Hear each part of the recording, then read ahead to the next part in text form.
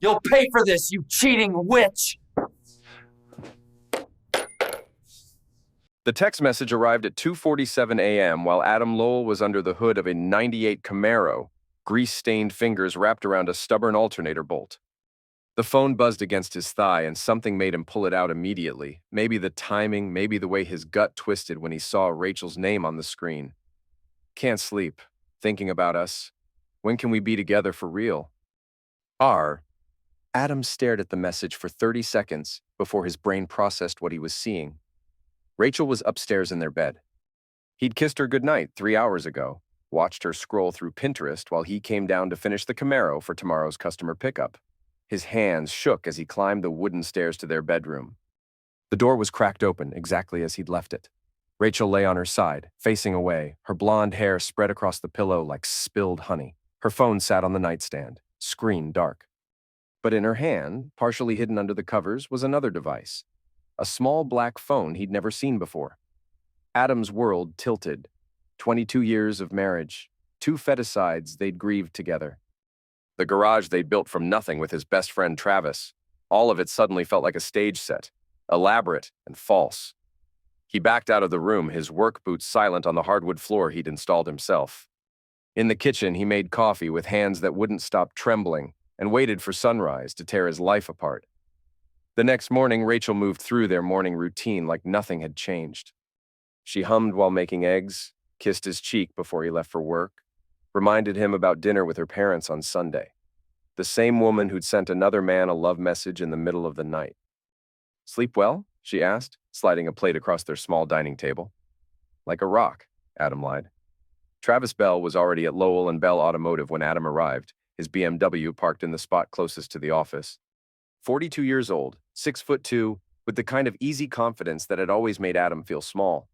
They'd been partners for 8 years, best friends for longer, but now Adam saw every interaction through a different lens. "Morning, sunshine," Travis called out, not looking up from the invoice he was reviewing. "That Camaro ready?" "Almost." Adam studied his partner's face, searching for signs of deception. "Working late last night?" "Yeah, until about 3. Couldn't sleep, so I came in to catch up on paperwork." Travis finally looked up, his smile perfectly normal. "You know how it is?" 3 a.m., 30 minutes after the text. Adam nodded and walked to his workstation, his mind racing. The garage had been his idea originally, his savings that got them started, his reputation that brought in the steady customers. But Travis had the business degree, the smooth talking skills that landed the bigger contracts. Somewhere along the way, Adam had become the silent partner who got his hands dirty, while Travis handled the money and, apparently, his wife. The morning dragged by in a haze of routine tasks. Oil changes, brake pads, a transmission flush on misses. Henderson's Corolla. Normal work that felt surreal now that his world had shifted. Every time Travis laughed or made a joke, Adam wondered if he was thinking about Rachel. Every time the office door opened, he expected to see her walk in. At lunch, Travis suggested they grab sandwiches at Murphy's Deli, like they did every Tuesday. Adam agreed, desperate to act normal, while his mind worked through possibilities. "You seem off today," Travis said as they waited in line. "Everything okay at home?" The question hit like a punch. Adam managed a shrug. "Just tired." "Rachel keeping you up?" Travis's tone was casual, but something flickered in his eyes. Amusement? Guilt? "I saw her at the grocery store yesterday. She looked good. Really good. She always does." "Lucky man," Travis clapped him on the shoulder. "Some guys don't know what they have until it's gone." The words felt like a threat wrapped in friendly advice. Adam ordered his usual turkey and Swiss, his appetite gone but his performance holding steady. They ate in relative silence, Travis scrolling through his phone while Adam watched every expression cross his face. Back at the shop, Adam excused himself to the bathroom and called his sister Sasha. "Hey, what's up?" Her voice was warm, familiar, the one constant in his life he still trusted completely. "I need to ask you something, and I need you to be honest." "Always am." "What's wrong? You sound weird." Adam closed his eyes. "Have you noticed anything strange about Rachel lately? Different behavior, new friends, anything?" Sasha was quiet for a long moment. "Why are you asking? Just answer me, please." "She's been distant at family things. Last month at Mom's birthday, she spent half the time on her phone. And she's been dressing differently. More expensive clothes, new jewelry. I figured business was good. Business was decent, but not jewelry money good. Anything else? Adam, what's going on? I'll call you later. He hung up and stared at himself in the cracked mirror above the sink. 38 years old, thinning brown hair, work-worn hands that could fix anything except his marriage. When had he become invisible in his own life? The afternoon brought more questions than answers. Adam paid attention to things he'd never noticed before. How Travis seemed to know Rachel's schedule, how he mentioned her just a little too often, how his phone buzzed at odd intervals, and he'd smile before quickly typing responses. At 5:30, Travis packed up his briefcase with unusual efficiency. Heading out early? Adam asked. Got a dinner meeting with a potential client, big fleet contract? Travis paused at the door. You should get home to that beautiful wife of yours. Don't take the good things for granted. Again with the advice. Adam watched through the window as Travis drove away, then waited 10 minutes before following. The BMW didn't head toward downtown and the restaurants where business dinners happened. Instead, it turned onto Maple Street, then Oak, then into the parking lot of the Riverside Inn. Adam parked across the street and watched Travis check his watch, straighten his tie, and walk into the hotel like he owned it. 20 minutes later, Rachel's silver Accord pulled up. The woman who climbed out wasn't the Rachel who'd made him eggs that morning. This version wore a black dress that hugged her curves, heels that added 4 inches to her height, and jewelry Adam had never seen before. She moved with purpose and confidence, like she was walking into her real life instead of sneaking around. She disappeared into the hotel. Adam sat in his truck for 2 hours, watching the windows above, imagining what was happening behind them. When they finally emerged, separately, Travis first, then Rachel 15 minutes later, he followed her home and pretended to be asleep when she slipped into bed beside him. The next few days passed in a blur of surveillance and discovery. Adam had always been good with his hands, but now he found uses for those skills he'd never imagined. A small recording device slipped under Travis's desk while he was at lunch. A GPS tracker the size of a quarter attached to Rachel's car. Software on their home computer that logged every keystroke and website visit. The evidence piled up like a case file. Hotel receipts in Travis's jacket pocket. Text messages on Rachel's hidden phone that made Adam's stomach turn. Photos of them together at restaurants in the next town over, acting like a couple. But it was the financial records that truly broke his heart. Travis had been skimming from the business for months, funneling money into a separate account that Adam's name wasn't on. Rachel had been helping, using her position as the shop's bookkeeper to hide the transfers. They weren't just having an affair, they were stealing his livelihood, planning to push him out of the business he'd built with his own sweat and savings. The final piece came from Rachel's laptop, in a folder she thought was hidden. Legal documents drafted by a divorce attorney, a detailed asset division that left Adam with almost nothing, a timeline that showed they'd been planning this for over a year. Adam printed everything, organized it in folders, and made multiple copies. Then he sat in his kitchen at 3 a.m., drinking coffee and staring at the proof of his wife's betrayal, and felt something inside him break and reform into something harder. He wasn't going to crawl away like a dog. The transformation didn't happen overnight. Adam started small, with changes that wouldn't draw attention. He opened new bank accounts in his name only and quietly transferred his personal savings. He visited a lawyer in the next county and learned about asset protection and divorce law. He reached out to old friends, people from his Army days, his community college years, connections that predated Rachel and Travis. Most importantly, he began to plan. The first phase was information gathering. Adam had always been observant, but now he watched everything with the intensity of a hunter. He learned Travis's routines, his weaknesses, his secrets. The man who seemed so confident and successful had cracks, gambling debts, an expensive cocaine habit, a tendency to brag when he drank too much. Rachel was more careful, but even she made mistakes. The burner phone wasn't as secure as she thought. Her email accounts were poorly protected. Her friends were gossipy and indiscreet when they thought no one was listening. Adam cataloged everything, building profiles like he was preparing for war. The first strike came 3 weeks after his discovery. Travis's gambling problem was about to get much worse. Adam had done some research and found the underground poker games Travis frequented on Thursday nights. Games where the stakes were high and the players didn't always pay their debts. It was surprisingly easy to arrange for Travis to be invited to a bigger game, one where the minimum buy-in was $5,000. Adam even helped by anonymously tipping the organizers that Travis was good for the money. After all, he owned half of a successful auto shop. Travis lost $8,000 that night, money he didn't have. The kind of debt that carried interest rates that would make a loan shark blush.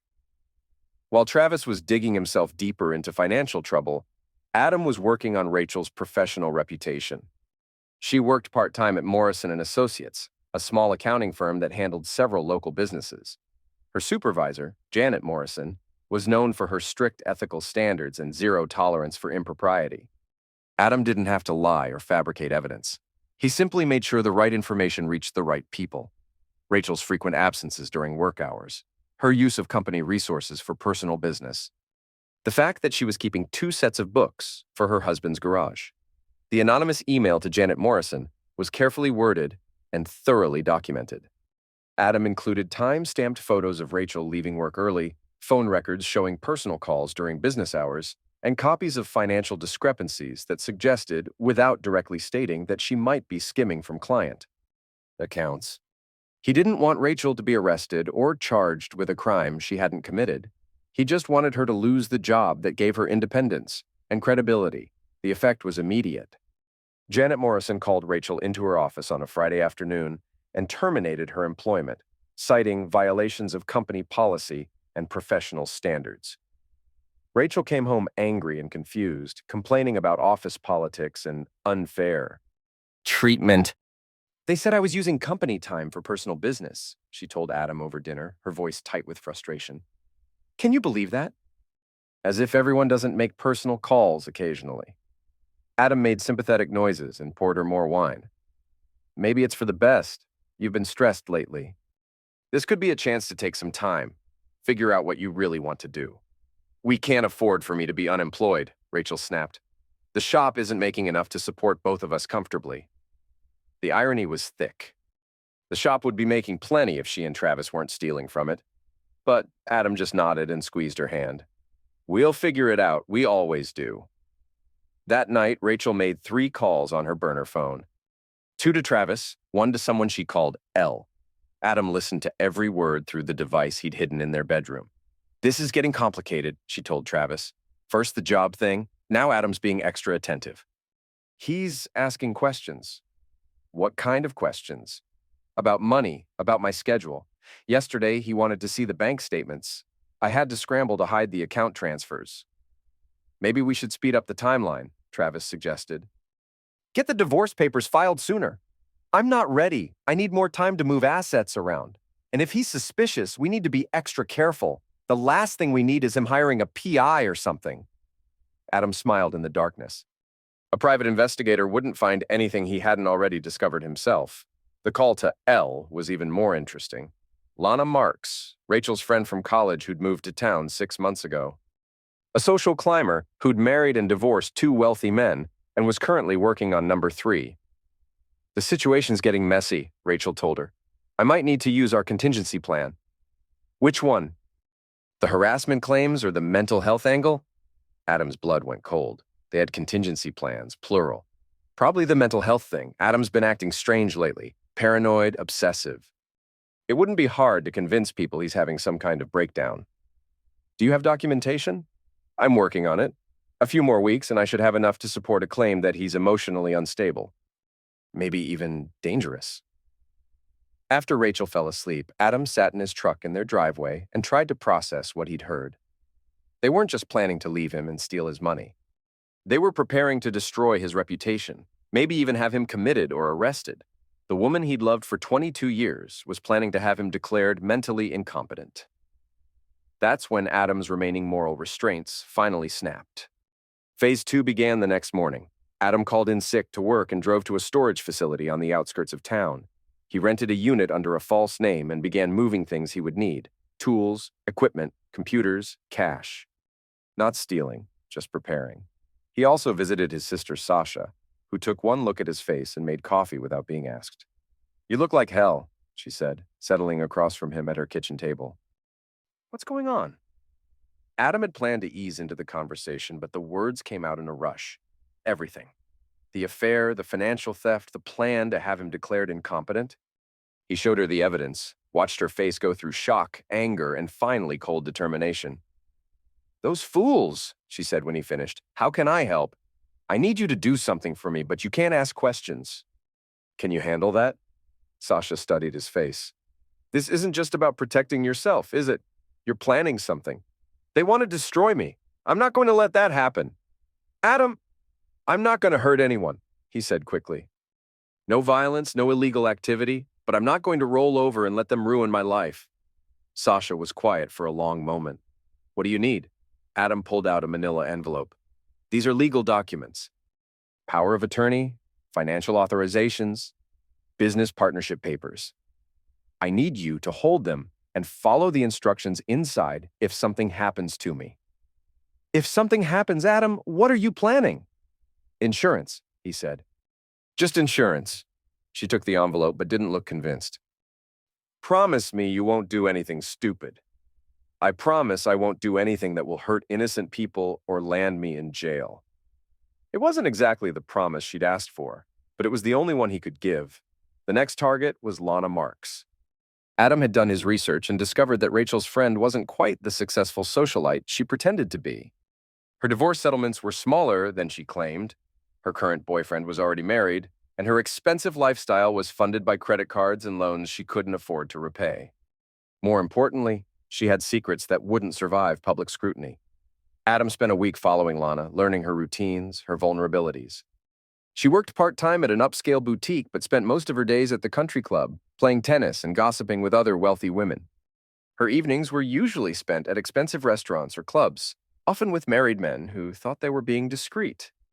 The opportunity came when Lana attended a charity fundraiser at the Riverside Hotel, the same hotel where Rachel and Travis held their weekly meetings. Adam had equipped himself with a small camera and telephoto lens, tools he'd learned to use during his surveillance phase. Lana's mistake was drinking too much champagne and following a married city councilman up to a hotel room. The photos Adam took through the window weren't explicit, but they were clear enough to destroy both of their reputations if they became public. The next morning, Adam called Lana's cell phone. "Who is this?" she asked, her voice sharp with suspicion. "Someone who has photographs you wouldn't want your friends to see," Adam said, disguising his voice with a simple electronic modifier he'd bought online. "Meet me at the diner on Highway 9 in 1 hour. Come alone, or the photos go public." "I don't know what you're talking about." "Room 247, Councilman Bradley. Shall I continue?" Lana was quiet for several seconds. "What do you want?" "Conversation." 1 hour. She showed up 30 minutes early, probably hoping to identify him before the meeting. Adam watched her from across the parking lot, noting how she dressed down in jeans and a baseball cap, trying to look inconspicuous.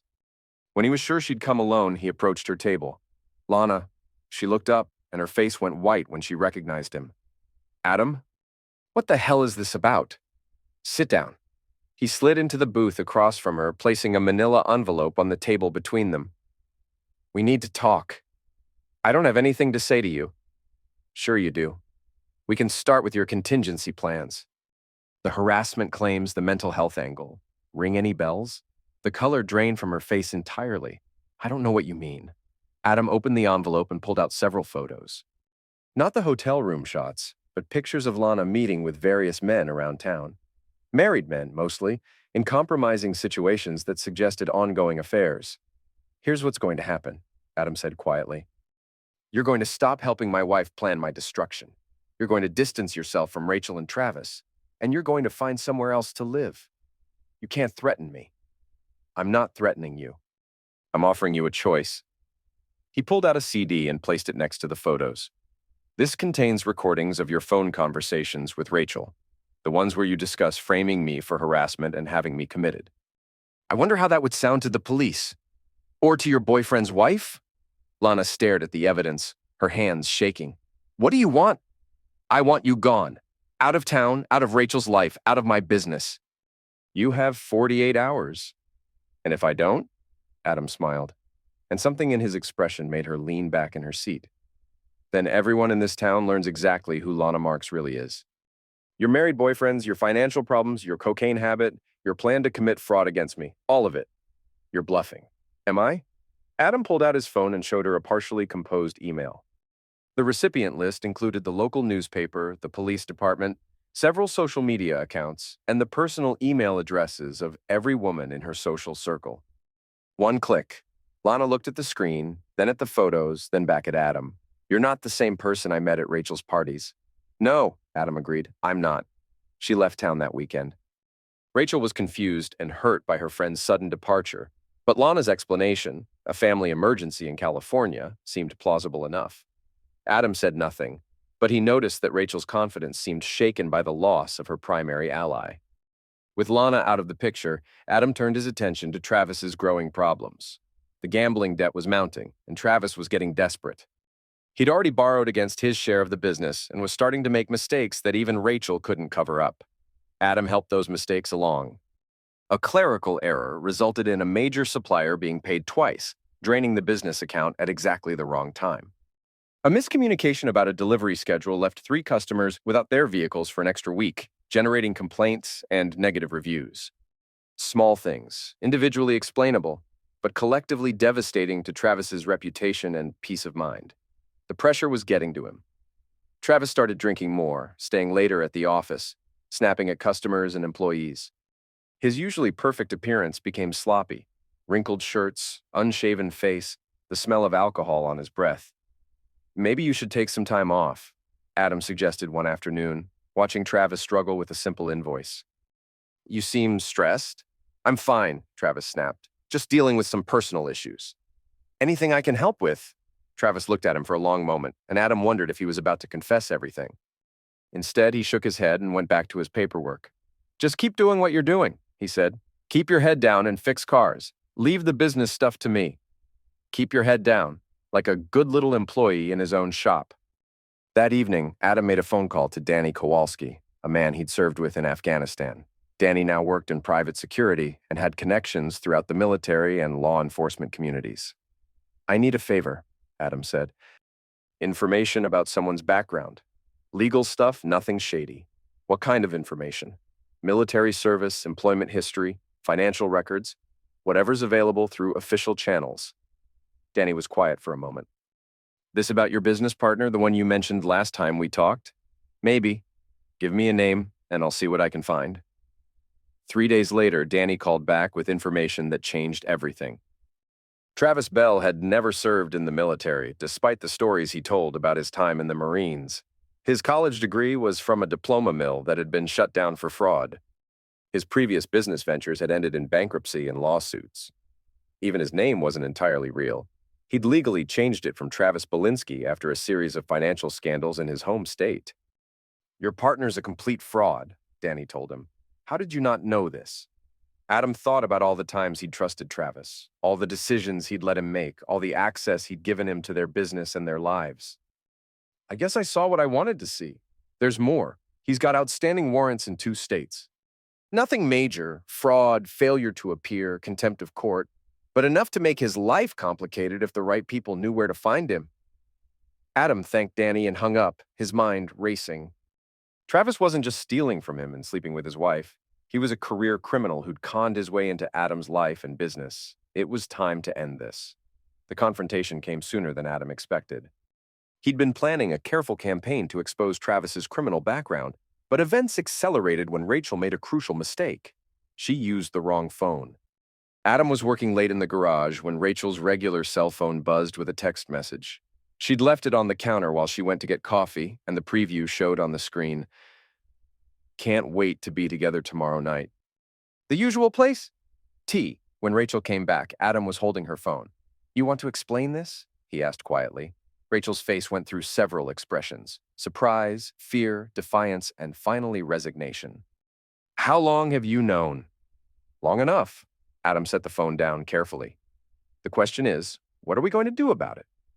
"Adam, I can explain." "Can you? Can you explain the hotel receipts, the secret bank accounts? The plan to have me declared mentally incompetent so you can steal my business?"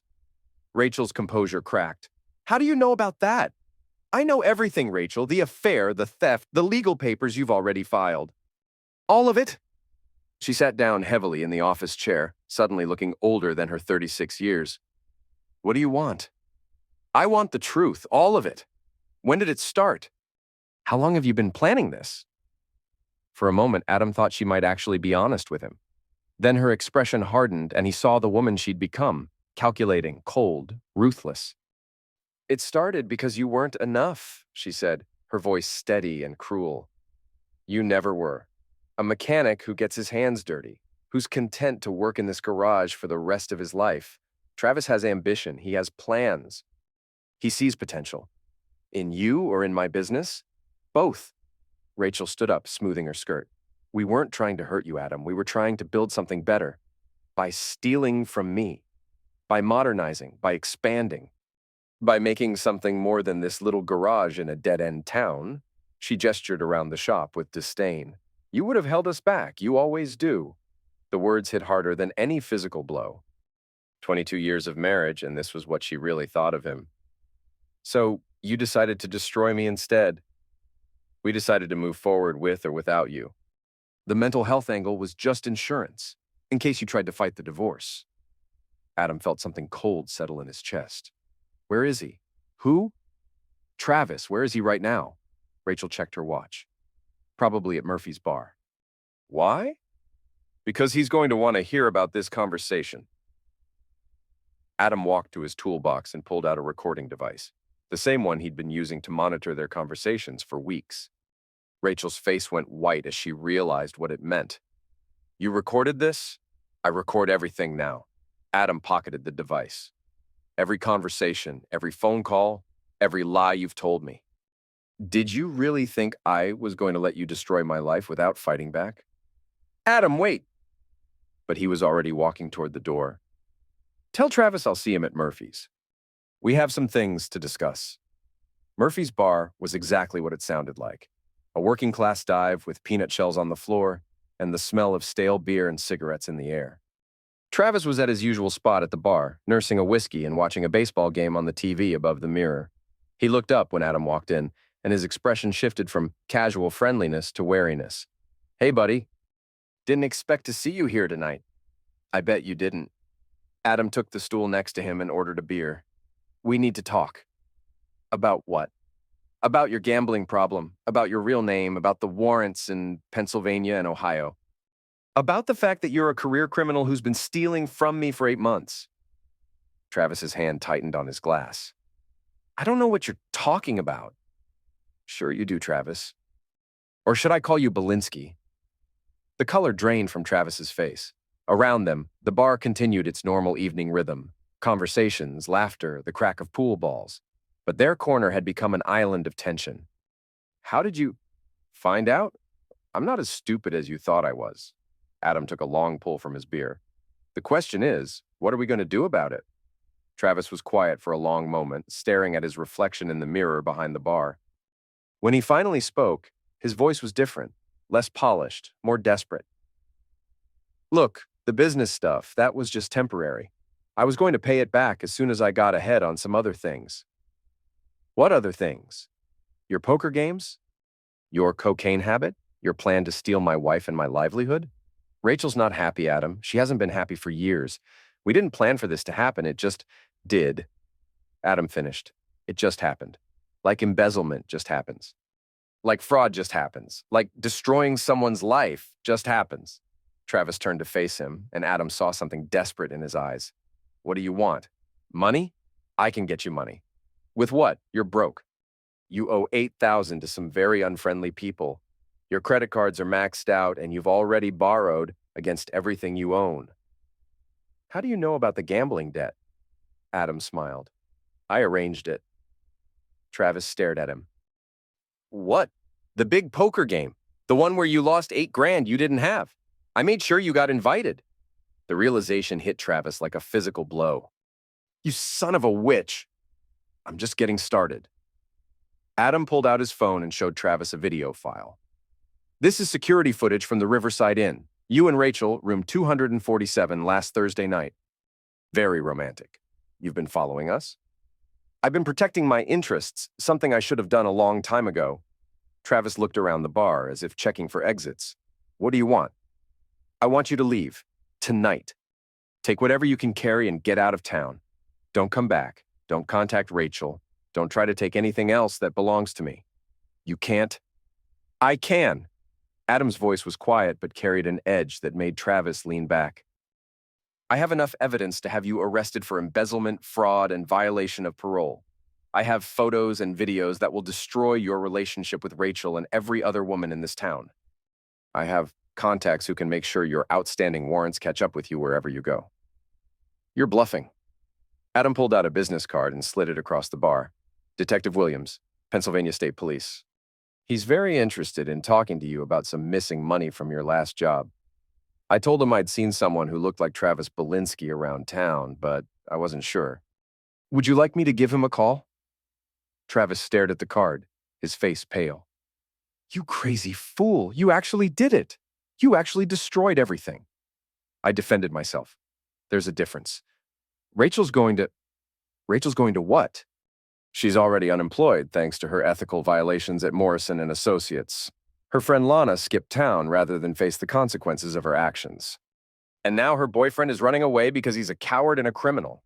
Adam finished his beer and stood up. I'd say Rachel's going to have to figure out her own problems. Travis grabbed his arm. This isn't over. Adam looked down at the hand on his arm, then back at Travis's face. Yes, it is. You have until tomorrow morning to be gone. After that, I make some phone calls. He walked out of the bar and drove home, where Rachel was waiting in the kitchen with a suitcase by her feet. He called, she said without preamble. He told me what you said. And I'm leaving with him. Adam nodded. Good. That'll make the divorce easier. You think you've won, don't you? Rachel's voice was bitter. You think you've been so clever, manipulating everyone, destroying everything we built. I think I've been protecting myself from people who wanted to destroy me. We never wanted to destroy you. We wanted to be happy. At my expense. Rachel picked up her suitcase. You're right, at your expense. Because that's what people like you are for, to be used up by people like us. She walked toward the door, then stopped. You know what the funny thing is?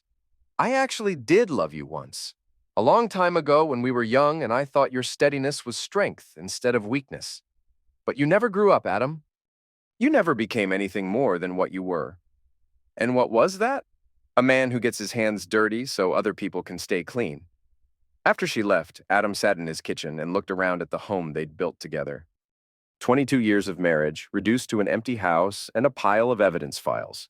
He should have felt triumphant. He'd won, after all.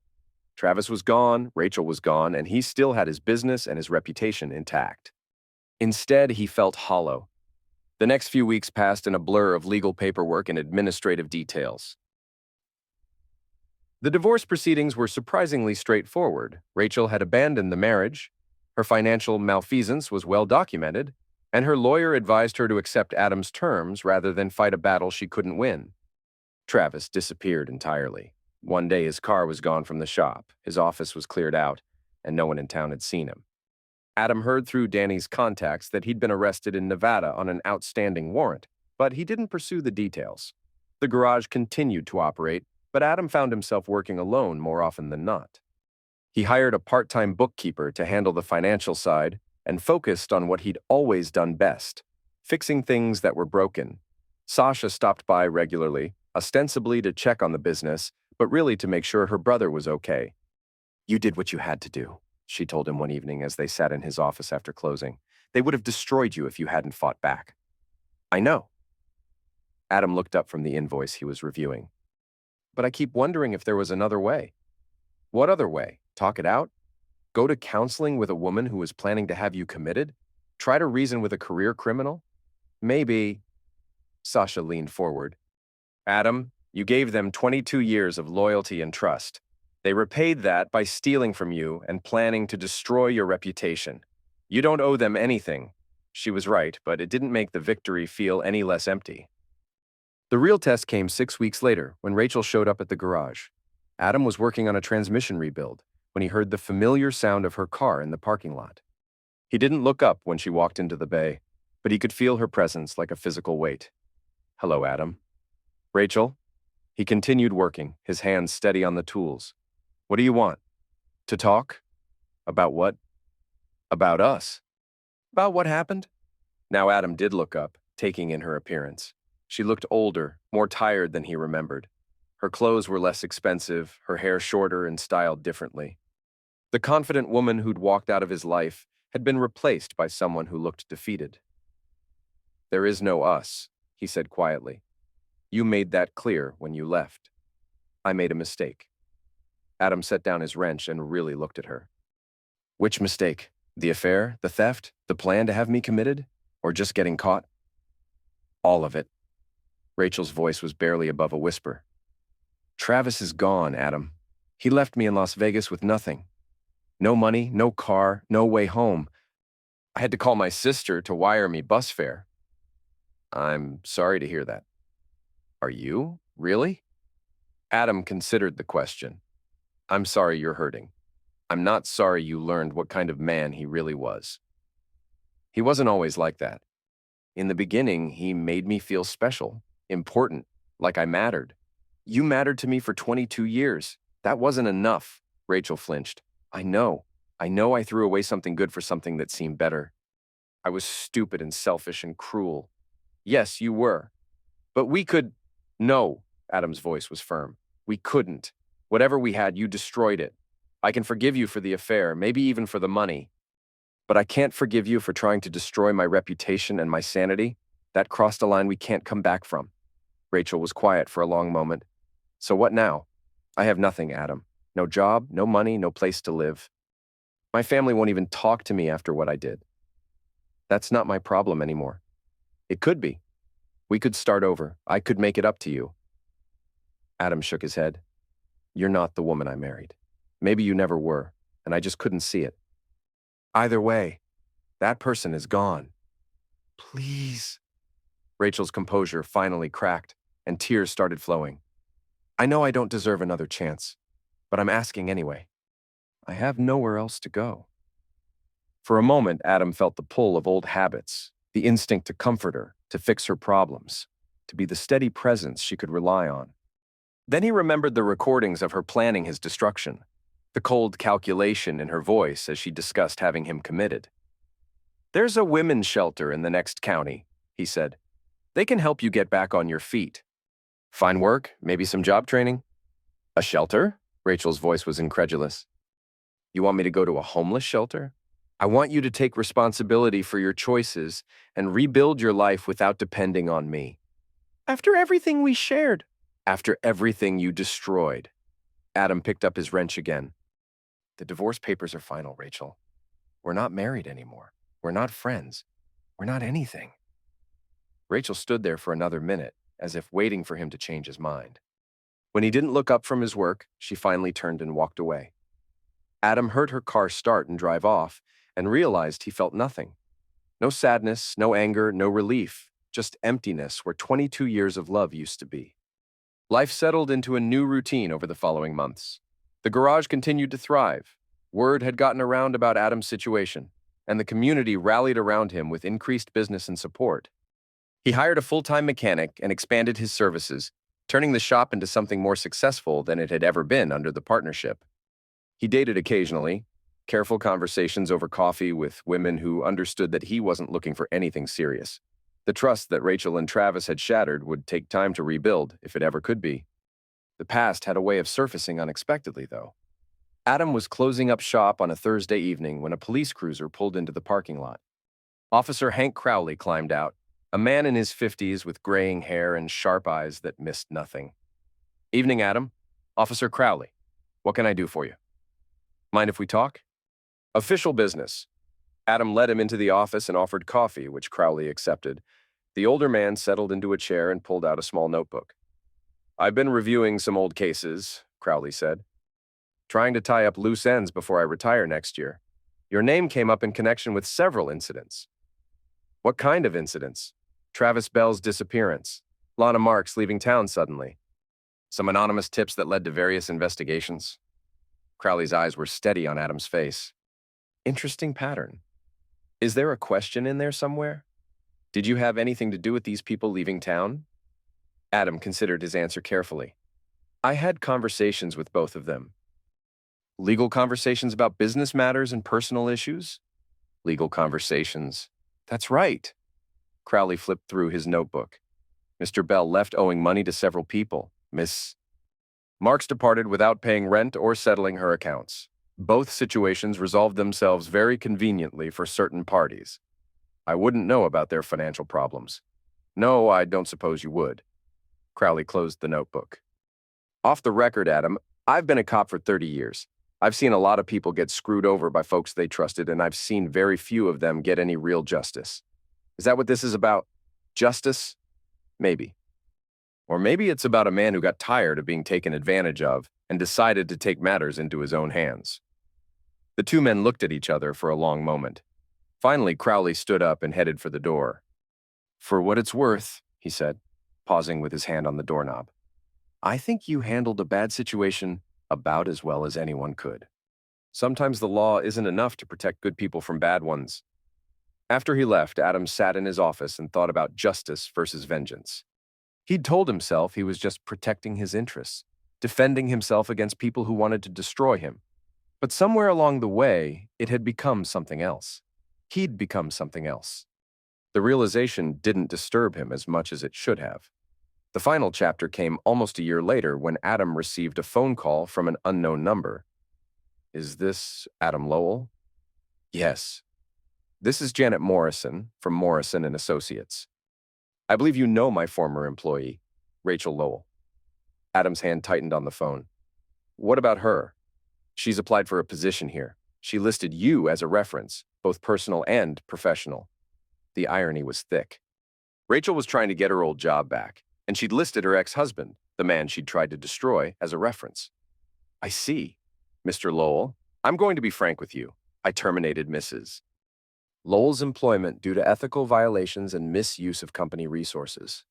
However, she's claiming that her dismissal was the result of marital problems and false accusations made during your divorce proceedings. Is that what she's claiming? Among other things. She says you had a breakdown and made unfounded accusations against her and several other people.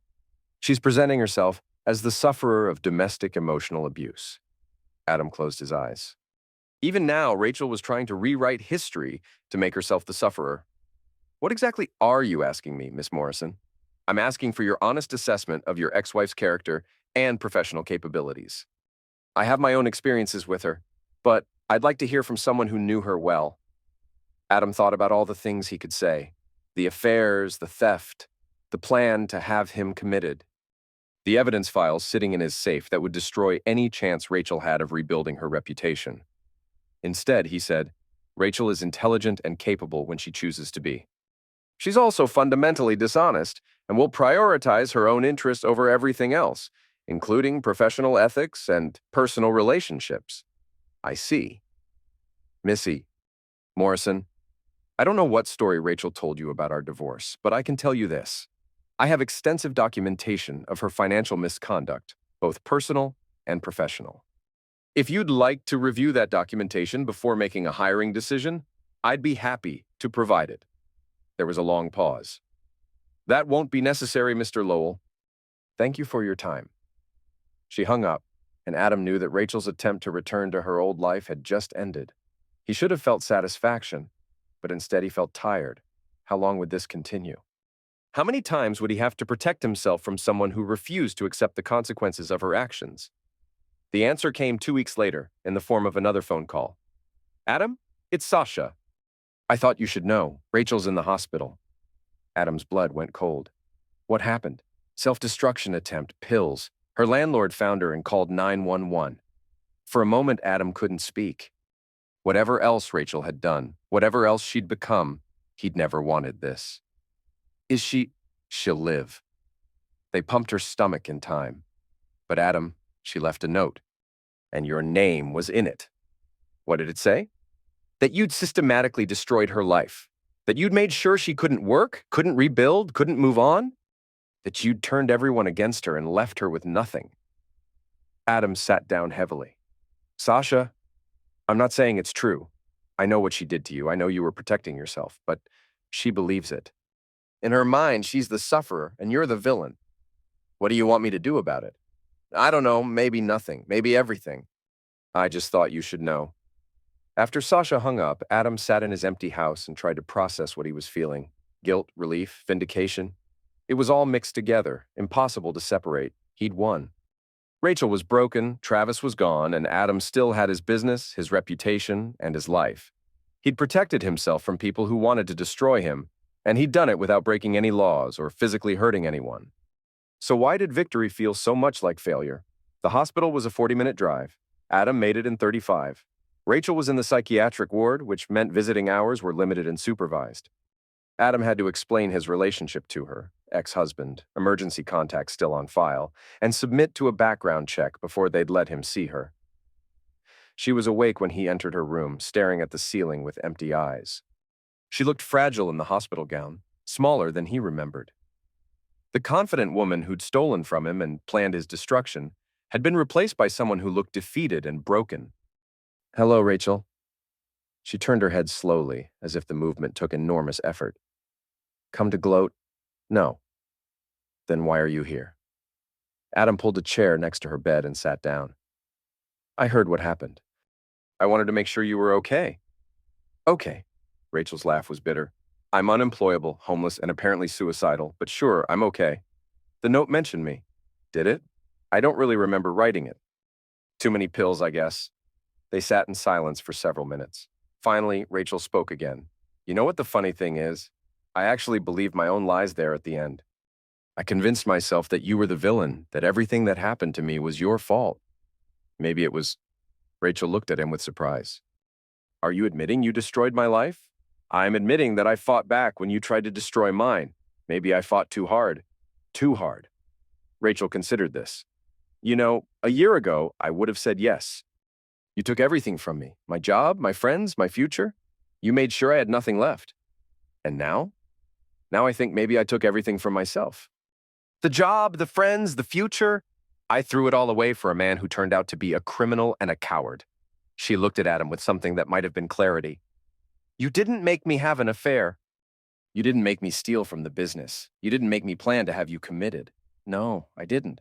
You just made sure I faced the consequences." Adam nodded. "I made sure I survived." Rachel was quiet for a long moment.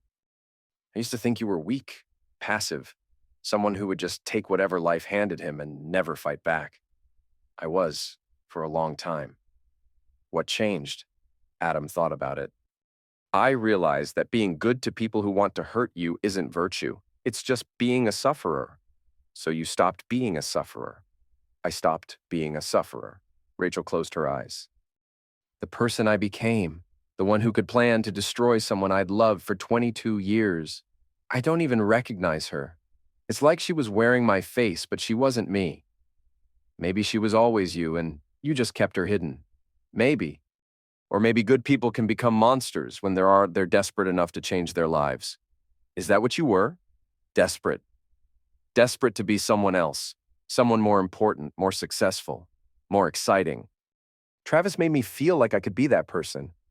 And I made you feel like you couldn't." Rachel opened her eyes and looked at him.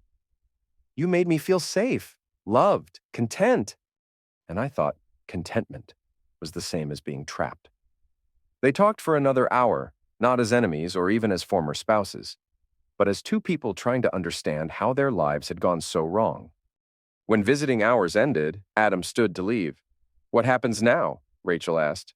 "You get better. You rebuild your life somewhere else with people who don't know your history. And you?" "I keep fixing things. It's what I'm good at." "Can you fix us?"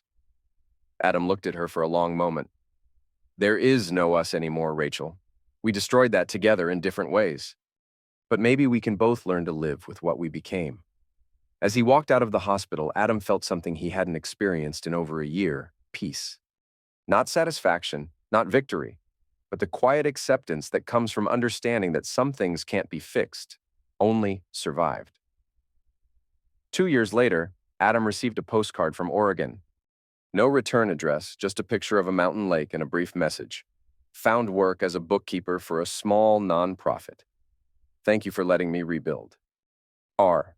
He stuck it on his refrigerator next to photos of his sister's kids and invitations to community events he actually attended now. The garage was busier than ever. He'd started dating a teacher named Marie who understood that some people needed time to trust again, and he'd even begun coaching Little League on weekends.